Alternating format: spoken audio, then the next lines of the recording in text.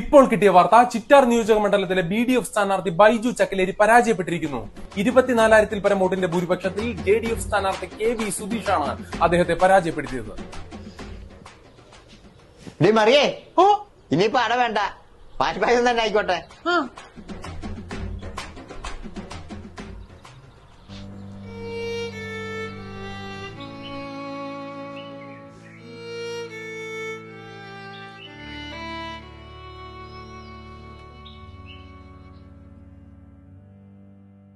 എന്തായിരുന്നു മിണ്ടാത്തെ?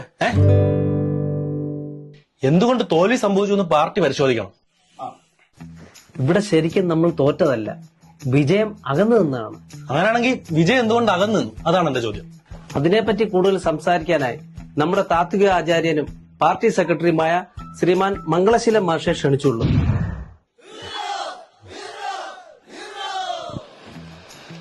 എനിക്ക് മനസ്സിലാക്കാൻ സാധിച്ചത് ഈ യോഗത്തിൽ പങ്കെടുക്കാൻ വന്ന നിങ്ങളല്ല ഇപ്പോൾ ഇരിക്കുന്ന നിങ്ങൾ. നമ്മുടെ കർത്തവ്യങ്ങളിൽ നാം ദൃഢസ്പഷ്ടരാകുമ്പോൾ നമ്മുടെ ചിന്താശരണികളിൽ ഉരുത്തിരിഞ്ഞു വരുന്ന വിപ്ലവാത്മകമായ സ്ഫോടനങ്ങളാണ് ജയപരാജയങ്ങളെ തീരുമാനിക്കുന്നത്. അത്തരത്തിൽ ഗാഢമായ ഒരു പഠനം അനിഷേധ്യമായ ഈ വേളയിൽ... അതെ സെക്രട്ടറി, ഇങ്ങനെ വായിക്കൊള്ളാത്ത വർത്തമാനം പറയാതെ മനുഷ്യന് മനസ്സിലാവുന്ന ഭാഷയിൽ തോറ്റെന്താണെന്ന് അങ്ങോട്ട് വ്യക്തമാക്ക്.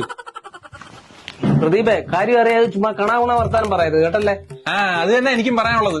ജനകീയനല്ലാത്ത ഒരാളെ സ്ഥാനാർത്ഥിയാക്കിയപ്പോ ജനം അയാളെ തള്ളി. അല്ലാതെ ഇതിനകത്ത് വേറെ താത്വിക അവലോകനത്തിന്റെ കാര്യമില്ല. ആരാണ് ജനകീയല്ലാത്ത? ഈ മണ്ഡലത്തിലെ എല്ലാ ജനങ്ങളെയും കയ്യിലെടുക്കാൻ എനിക്ക് പറ്റിയിട്ടുണ്ട്. ആൾക്കൊന്നിന് 5,000 കൊടുത്തിട്ടല്ലേ, എന്നിട്ട് ഇപ്പൊ എന്തായി? എന്താകാൻ? ആകാശിന്റെ 3/4 ഭാഗവും നമ്മുടെ കൂട്ടത്തിലുള്ളവർ എന്നല്ലേ മുക്കി. അതിൽ ഈ സെക്രട്ടറി കൺവീനർ ഉണ്ടെന്നൊരു കറക്കമ്പിയുണ്ട്.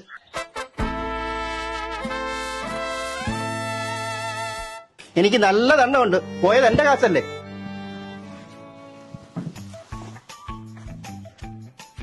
കാശ് പോയതോ പോയി, എന്നിട്ട് ജയിച്ചോ? അതും ഇല്ല. ഞാൻ അപ്പോഴേ പറഞ്ഞല്ലയോ ആ ഇടിച്ചക്ക ചിഹ്നത്തിലൊന്നും മത്സരിക്കണ്ടെന്ന്. അതിനെന്ത്, ചക്കലേരി ഇപ്പൊ കൂഴച്ചക്ക പരുവായില്ലേ?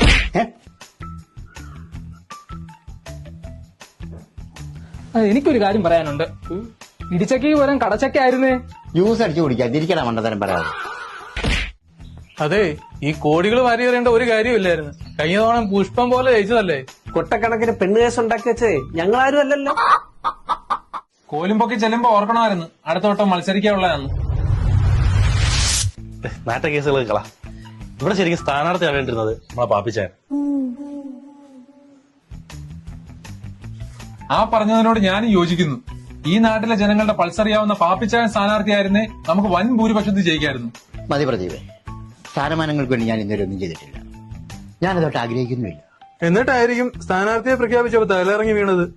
അത് പിന്നെ ഷുഗർ കാരണം. പോസ്റ്റ് അടിച്ചതും ഷുഗർ ആയിരിക്കും അല്ലയോ? ഡേ പോസ്റ്റ് അടിച്ചത് ഞങ്ങൾ തന്നെ.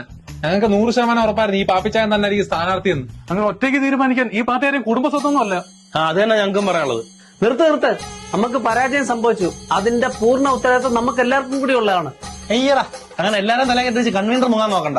ഇവിടെ കുലർത്തി ചെറ്റത്തരം പറയരുത്.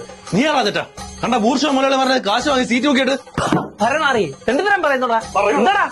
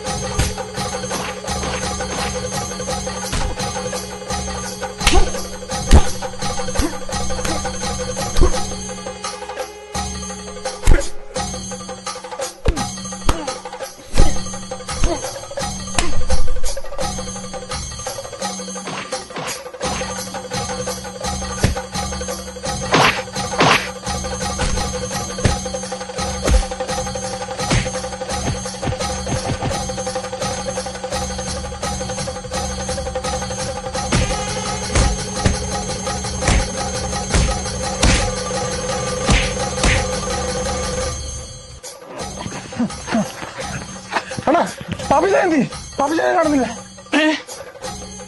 ചക്കലേരിയും കാണാനില്ലല്ലോ. ഏതോ കൈത് കൊടുന്നു. കൈതൊക്കോടാ.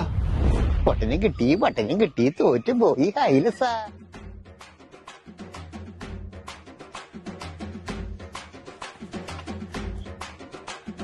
ഓടി തളർന്നല്ലേ?